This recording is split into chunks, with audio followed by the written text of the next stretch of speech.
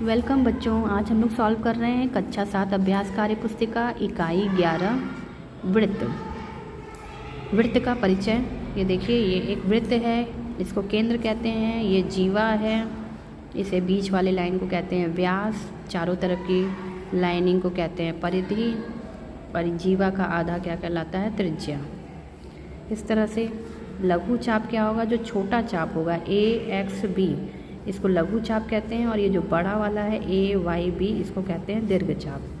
यहाँ पर त्रिज्य खंड, त्रिज्या जैसी आकृति बनेगी, इसके त्रिज्य खंड कहेंगे। दीर्घ वृत्त खंड और लघु वृत्त खंड यहाँ दो भाग में बटा है। तो ये छोटा वाला जो है आपका QP, ये छोटा वाला लघु वृत्त खंड है, और बड़ा वाला आपका दीर्घ वृत्त खंड है। ये भी अर्धवृत्त है और ये वाला भी अर्धवृत्त है। प्रश्न नंबर 1 है बच्चों, आकृति 1 में O वृत्त का केंद्र है। यदि OA वृत्त की त्रिज्या है तो वृत्त का व्यास क्या होगा? ये OA वृत्त की त्रिज्या है तो व्यास क्या होगा? व्यास मतलब पूरी लाइन, यानी OA प्लस OB यानी AB वृत्त का व्यास है। प्रश्न नंबर 2, आकृति 2 में वृत्त के छायांकित भाग को क्या कहते हैं? ये देखिए, आधा गोला पूरा छायांकित कर दिया है, तो इस आधे भाग को क्या कहते हैं? अर्धवृत्त। प्रश्न नंबर 3 है, आकृति 3 में O वृत्त का केंद्र है, व्यास AB 16 है। ये पूरा AB क्या है? 16 है, तो त्रिज्या क्या होगा? त्रिज्या उसका आधा होता है, 16/2 यानी 8 सेंटीमीटर। प्रश्न नंबर 4 है बच्चों, पार्श्व चित्र में O वृत्त का केंद्र है और निम्न कथनों में सत्य असत्य बताना है। रेखाखंड CD जीवा है, तो ये CD क्या है? जीवा है, सत्य है। PD त्रिज्या है, P कहाँ है? P और D त्रिज्या है, तो ये त्रिज्या नहीं है, असत्य। OS त्रिज्या है, सत्य है। P कहाँ है? P और E जीवा है, ये भी असत्य है। प्रश्न नंबर 5 है बच्चों, निम्न आकृति में O वृत्त का केंद्र है। आकृति में निर्मित त्रिज्यखंड, लघु व दीर्घ वृत्तखंडों के नाम लिखकर छायांकित कीजिए। तो त्रिज्यखंड यानी त्रिज्या जैसा बनेगा, तो OAC ये इतना क्या है? त्रिज्यखंड है। लघु वृत्तखंड होंगे ये वाला भाग, यानी AXCA, ये लघु वृत्तखंड हो गया इतना, ये पोर्शन, सिर्फ इतना भाग लघु वृत्तखंड है। दीर्घ वृत्तखंड में ये ऊपर वाला भाग, यानी AYCA। प्रश्न 7 है, निम्न आकृति में कोण ACB का मान क्या होगा? तो कोण ACB का मान जो है यहाँ पर ये 90 अंश का कोण बनाता है, तो इसका मान होगा 90 अंश। प्रश्न नंबर 8 है, किसी चाप के द्वारा वृत्त के केंद्र पर बने कोण को उस चाप का क्या कहलाता है? अंश माप, ऑप्शन बी।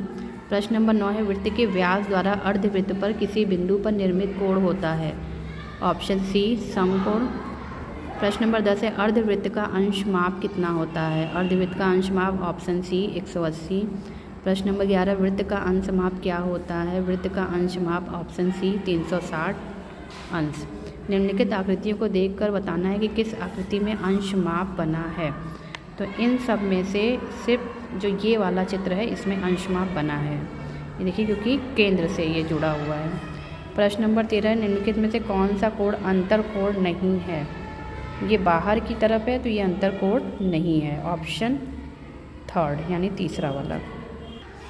प्रश्न नंबर 14 है, दी हुई आकृति में बने अंतर कोणों के नाम लिखिए। ये देखिए, यहाँ पे आकृति बनी, अंतर कोण मतलब अंदर की तरफ जो कोण बनते हैं, तो यहाँ पर अंतर कोण हो गया कोण A, कोण B, कोण C और D, 4 अंतर कोण बनेंगे, कोण ABCD।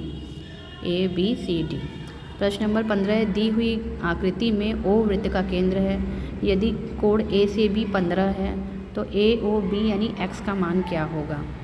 ये देखिए, यहाँ पर ACB ये 15 अंश दिया हुआ है, और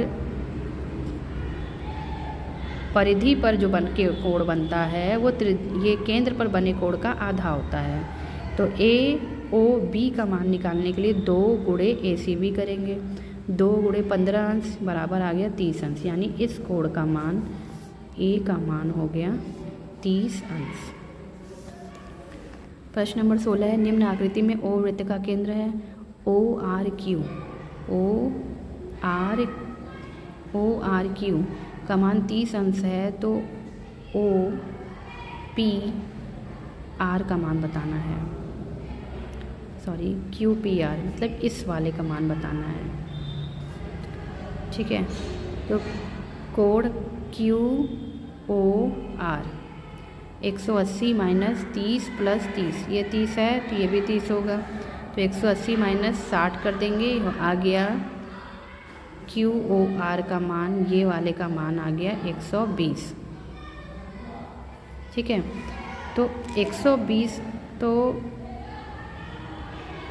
केंद्र पर जो कोण होता है वो परिधि का 2 गुना होता है, यानी कि परिधि पर जो कोण है वो उसका आधा है। तो यहाँ पर परिधि के कोण निकालने के लिए कोण क्यू पी आर बराबर 1/2 कोण क्यू ओ आर कर देंगे, तो 1/2 गुणे 120, आंसर आ गया 120 का आधा होता है 60 अंश, तो पी का मान आ गया 60 अंश।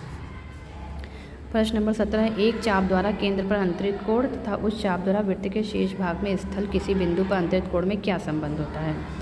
एक चाप द्वारा किसी केंद्र पर अंतरित कोण, ये जो केंद्र पर अंतरित कोण है ये 2 गुना होता है, किससे, वृत्त पर की परिधि पर अगर कोई भी कोण बन रहा है उसका, तो ये वाला कोण 2 गुना होगा, 2x होगा अगर ये x है, तो ऑप्शन बी सही है।